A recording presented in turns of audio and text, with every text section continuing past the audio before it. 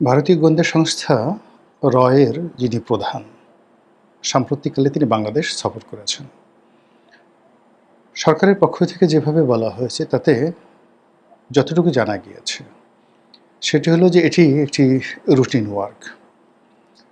বাংলাদেশের সেনা গোয়েন্দা সংস্থা যেটি ডিজিএফআই, তো সেই ডিজিএফআই এর প্রধান সাম্প্রতিক সময় দিল্লি সফর করেছেন। আর তারই প্রেক্ষিতে রয়ের যে প্রধান তিনি তার রুটিন ওয়ার্ক স্বরূপ বাংলাদেশ ভ্রমণ করেছেন বলে সরকারের একজন মুখপাত্র বলেছেন যে এটা নিয়ে এত তাড়াহুড়ো করার, এটা নিয়ে এত হই-হুল্লোড় করার কী কারণ আছে? এটা তো একটা নরমাল রুটিন ওয়ার্ক। কিন্তু যারা বিশ্লেষক বা যারা এই গোয়েন্দা বিষয়াদি নিয়ে কাজকর্ম করেন, তাদের বক্তব্যটা হলো যে আমাদের দেশের ডিজিএফআই আর ভারতের র এক প্রকার সংগঠন নয়। ভারত রাষ্ট্রের যে স্বার্থ, সেই স্বার্থটি বিদেশের মাটিতে দেখাশোনা করে র, এবং ভারতের সেই স্বার্থ রক্ষার জন্য বিদেশের মাটিতে যে কোনো মিলিটারি অপারেশন করা, এমনকি খুন খারাপি করা, এই ধরনের কর্মকাণ্ড করার অধিকার, আইনগত বৈধতা রয়ের আছে। এবং র এই ধরনের বহু কর্মকাণ্ড ইউরোপ আমেরিকাতে পর্যন্ত ঘটিয়ে ফেলে।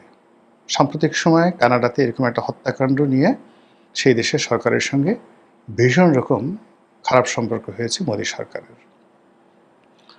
অন্যদিকে আমাদের যে ডিজিএফআই যেটিকে আমরা বলি, সেটি সেনা গোয়েন্দা সংস্থা, কাগজে কলমে সেনাবাহিনীর দেশের অভ্যন্তরীণ নিরাপত্তা যে বিষয়াদি রয়েছে এগুলো নিয়ে তারা যে গোয়েন্দা প্রতিবেদন, সেই গোয়েন্দা প্রতিবেদন প্রধানমন্ত্রী অথবা যিনি সরকার প্রধান বা রাষ্ট্রপ্রধান থাকেন তার কাছে তারা একটা তাদের প্রতিবেদন নিয়মিত দেন। এখন ডিজিএফআই যে কর্মকাণ্ড, এটা রয়ের সাথে, মোসাদের সাথে বা সিআইএর সাথে কিংবা MI6 এদের সাথে তুলনা করা যাবে না। যেমন ব্রিটেনে দুটো সংগঠন, MI5 এবং MI6। MI5 হলো আমাদের বাংলাদেশের NSI এর মতো, আর MI6 যেটি, সেটি হলো CIA এর মতো, KGBর মতো, অথবা ধরুন ভারতের রয়ের মতো অথবা মোসাদের মতো, যারা নিজেদের দেশের জনগণ, তারপর যে কোনো একটা বিষয়ে তারা কখনো কোনো গোয়েন্দা কর্মকাণ্ড চালায় না। কেবলই মাত্র ভারত রাষ্ট্র বা ওই সংশ্লিষ্ট রাষ্ট্র, যেমন ইংল্যান্ড বা ইসরায়েল কিংবা আমেরিকা অথবা রাশিয়া, এ সকল দেশের যে স্বার্থগুলো থাকে বিদেশে, সেই স্বার্থগুলো তারা সংরক্ষণ করে গোয়েন্দা তৎপরতার মাধ্যমে। এই জন্য কখনো যুদ্ধ, কখনো কারি কারি টাকা, কখনো সেই মাতাহারির মতো বা পামেলা বোর্ডদের মতো দুনিয়া কাঁপানো যে বেশ্যা, তাদেরকে নিয়োগ দিয়ে এই গোয়েন্দা সংস্থাগুলো রাজনীতি, একটা দেশের রাজনীতিকে তছনছ করে ছেড়ে দেয়। তো সেই দিক থেকে র বাংলাদেশে দীর্ঘদিন ধরে সচল।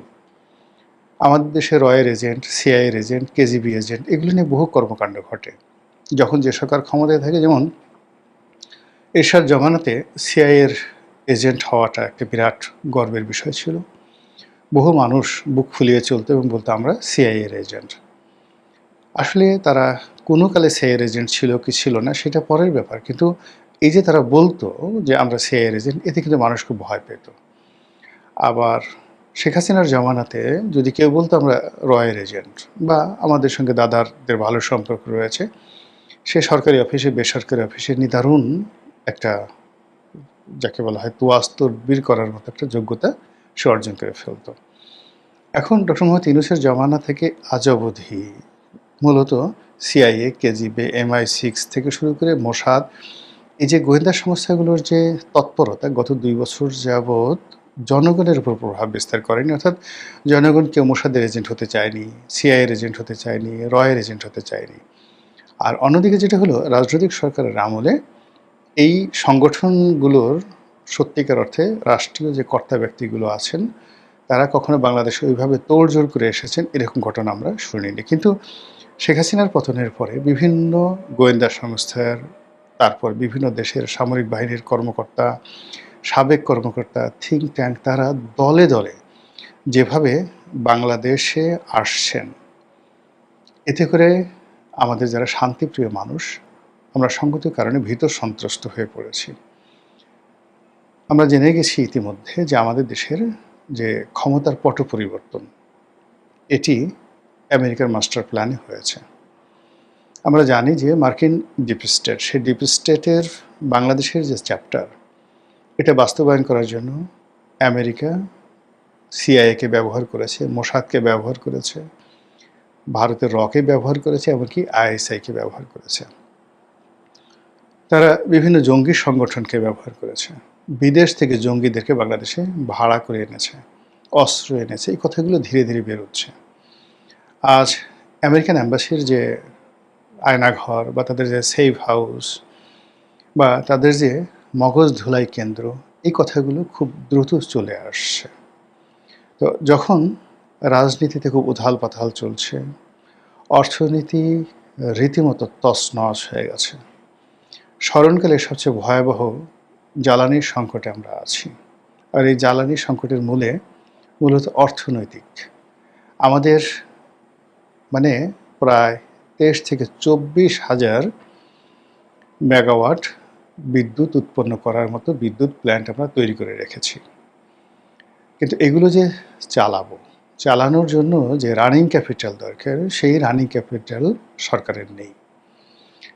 এদিকে বিদ্যুতের দাম, জ্বালানির দাম এই সরকার 6 মাসে আসার পরে যেভাবে বাড়িয়েছে, প্রতিটি আইটেম মানে ডিজেল, পেট্রোল, অকটেন, এরপর জেট ফুয়েল, এরপর এলপিজি, সিএনজি, ফার্নেস অয়েল, সব কিছুর দাম বেড়ে গেছে।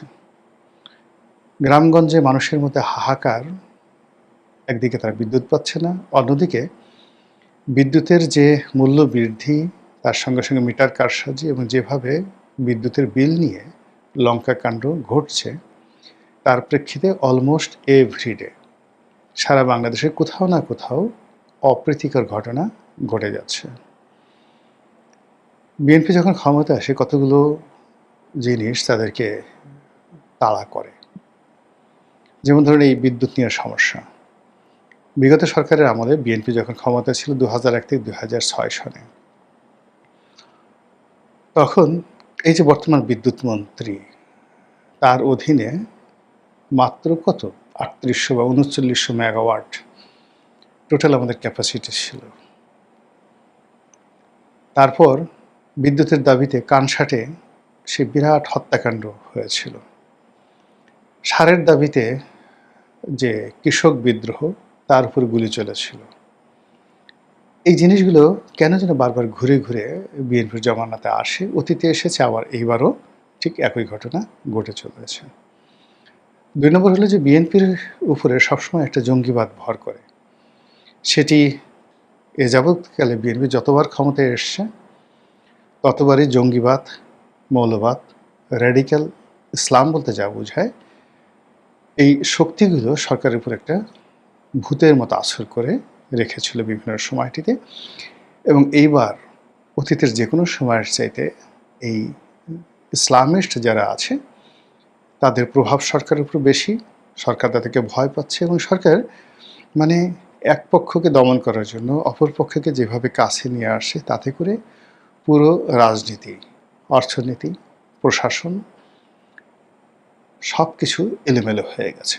ঠিক সেই সময়টাতে যখন শেখ হাসিনা ডিক্লেয়ার করেন যে আমি ডিসেম্বর মাসে আসব, তখন আমরা যারা সাধারণ আমজনতা, আমরা এটাকে তুড়ি মেরে উড়িয়ে দিতে পারি না সরকারি লোকদের মতো। যখন আমরা দেখি যে জুলাই মাসে, বিপ্লবের মাসে, যেখানে শ্রদ্ধা ভরে এই বিপ্লবের প্রতিটি জিনিস আমরা স্মরণ করব, তো সেখানে সেই জুলাই মাসে একটার পর একটা অনার সৃষ্টি ঘটে, সন্ত্রাস, চাঁদাবাজি, মাস্তানি, খুন খারাপি, সেক্সুয়াল পারভার্সন এবং আরও অনেক কিছু পুরো জুলাইকে কলঙ্কিত করে দিয়েছে। এখন আগস্ট মাস চলছে, আগস্ট মাসে এই অস্থিরতা জুলাইয়ের চেয়ে আরও বেড়ে গেছে। প্রতিদিনই মানে কি অবস্থা চিন্তা করুন, একজন প্রধানমন্ত্রী, মাননীয় প্রধানমন্ত্রী, তার আত্মীয়, সেই আত্মীয়র একটা পেট্রোল পাম্পে দিনে দুপুরে ডাকাতি করে 1 কোটি টাকার বেশি টাকা সেখান থেকে ছিনতাই করে নিয়ে গেল। সরকার দলীয় একজন সংসদ সদস্য, বিএনপির বয়স্ক মানুষ, তার আত্মীয় স্বজনেরা এই বয়স্ক মানুষের গলার উপরে রামদা ধরে তার সমস্ত সম্পত্তি লিখে নিয়ে গেল, এবং সেটা সে মামলা করতে বাধ্য হলো একজন সংসদ সদস্য। এরকম কত ঘটনা বলবো, অসংখ্য ঘটনা যেটা সরকারকে অস্থির করে তুলছে। ঠিক সেই সময়টাতে যখন দল বেঁধে মার্কিন যুক্তরাষ্ট্র থেকে রাজনৈতিক নেতৃবৃন্দ আসছেন, সরকারি কর্মকর্তারা আসছেন, গোয়েন্দা কর্মকর্তারা আসছেন, আমরা সব খবর রাখি না, সব খবর জানি না, কিন্তু যতটুকু জানি এটাতেই মনে হয় অস্বাভাবিক। এইভাবে তো অতীতে কখনো আসেনি। বাংলাদেশ নিয়ে যখন ইসরায়েল নামক রাষ্ট্রটি এবং সেই রাষ্ট্রের যিনি ভারতে নিযুক্ত রাষ্ট্রদূত, অত্যন্ত গুরুত্বপূর্ণ রাষ্ট্রদূত, তিনি যখন ডিক্লেয়ার করেন বা বলেন যে বাংলাদেশে হামাসের কারখানা শুরু হয়েছে, এখানে জঙ্গিবাদীরা হামাসদেরকে ট্রেনিং দিয়ে তাদেরকে যুদ্ধ করার জন্য সারা দুনিয়াতে ছড়িয়ে দেয়, এই কথা তো কখনো ইসরায়েল বাংলাদেশের ব্যাপারে কখনো বলেনি। এমনকি ইউনূস সরকারের সঙ্গে যাদের সবচেয়ে ভালো সম্পর্ক ছিল, পাকিস্তান, তুরস্ক, আবার এখন বিএনপি সরকারের সঙ্গে সেই পাকিস্তান এবং তুরস্কের ভালো সম্পর্ক আছে। তো সেই পাকিস্তান যখন বলে যে তাদের দেশের একটি উগ্রবাদী সংগঠন তেহরিকি তালেবান অফ পাকিস্তান, টিটিপি, যারা পুরো পাকিস্তানের এখন ১ নম্বর জঙ্গি সংগঠন, পাকিস্তান সরাসরি রাষ্ট্রীয় চ্যানেল এবং কূটনৈতিক চ্যানেলে বাংলাদেশ সরকারকে জানিয়েছে যে এই টিটিপির যে রিক্রুটমেন্ট বাংলাদেশ থেকে হচ্ছে। এর বাইরে আফগান মুজাহিদিন, তালেবান, আইএস, এই বাংলাদেশ থেকে রিক্রুট হচ্ছে, এখান থেকে বহু মানুষ যাচ্ছে, বাংলাদেশ থেকে বহু যুবক রাশিয়াতে যাচ্ছে যুদ্ধ করার জন্য ইউক্রেনে, কখনো বাধ্য হয়ে, কখনো ভাড়াটিয়া সৈন্য হিসেবে স্বেচ্ছায়। এই বিষয়গুলো তো ঘটছে, এগুলো তো আমরা অস্বীকার করতে পারবো না। তো তখন যখন এরকম রয়ের একজন শীর্ষ ব্যক্তি, যিনি রয়ের প্রধান, আমরা তো বললাম যে আমরা বাংলাদেশে আসলে কখনো এই যে রয়ের নাম শুনেছি, ভুয়া এজেন্ট, 99.99% ভুয়া এজেন্ট। আমরা জানি যে রয়ের একজন স্টেশন চিফ, মানে বাংলাদেশে একজন প্রধান থাকেন বিভিন্ন সময়টিতে। যেমন এর আগে আমরা নাম শুনেছি মাথুর নামে এক ভদ্রলোক ছিলেন। আমরা যখন সাংবাদিকতা করেছি সেই 88-89 সনের দিকে, তখন পাকিস্তানের যে মন্ত্রী ছিলেন, প্রধানমন্ত্রী ছিলেন নরসিমা রাও, তার একজন ভাতিজা ছিলেন মিস্টার ভূষণ, তিনি এই রয়ের চিফ ছিলেন বলে আমরা জানতাম। এবং মিস্টার ভূষণ তখন ইন্ডিয়ান অ্যাম্বাসির নিস্তালার একটা রুমে বসতেন ধানমন্ডিতে 2 নম্বর রোডে। এই এতটুকু পর্যন্ত আমরা দেখেছি, একজন বা দুজন।